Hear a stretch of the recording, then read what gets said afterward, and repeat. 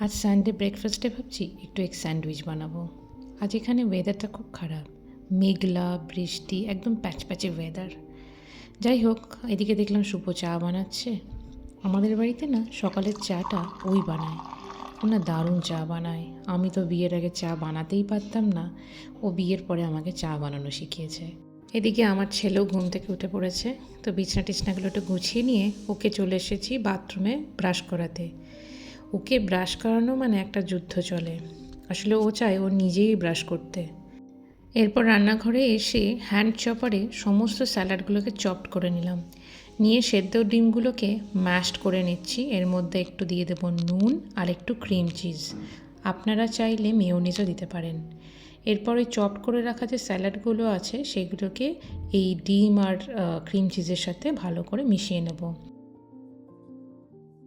এরপর আমি ব্রেড নিয়ে নিচ্ছি। আমি এক্ষেত্রে ব্রাউন ব্রেড ব্যবহার করছি, আপনারা চাইলে হোয়াইট ব্রেডও ব্যবহার করতে পারেন। আর ব্রেডের ধারগুলোকে আমি ছুরি দিয়ে ভালো করে কেটে নিচ্ছি। এরপর আমি ব্রেডের গায়ে ভালো করে বাটারটাকে স্প্রেড করে নিচ্ছি। আর ডিমের যে মিক্সচারটা আমি বানিয়ে রেখেছিলাম সেটা এবার ব্রেডের মধ্যে দিয়ে দিচ্ছি। মোটামুটি কিন্তু আমার স্যান্ডউইচ রেডি। এটা বানানো খুব ইজি এবং খেতে ভীষণ ভালো লাগে। একবার বাড়িতে ট্রাই করে দেখবেন। এটা শেখা আমার এক বন্ধুর কাছ থেকে। ওর বাড়িতে আমি প্রথম খেয়েছিলাম, আমার খুব ভালো লেগেছে। যাই হোক, আজ এই পর্যন্তই ভিডিওটা রাখছি। দেখা হবে আর একটা নতুন ভিডিওতে। সবাই ভালো থাকবেন। টাটা।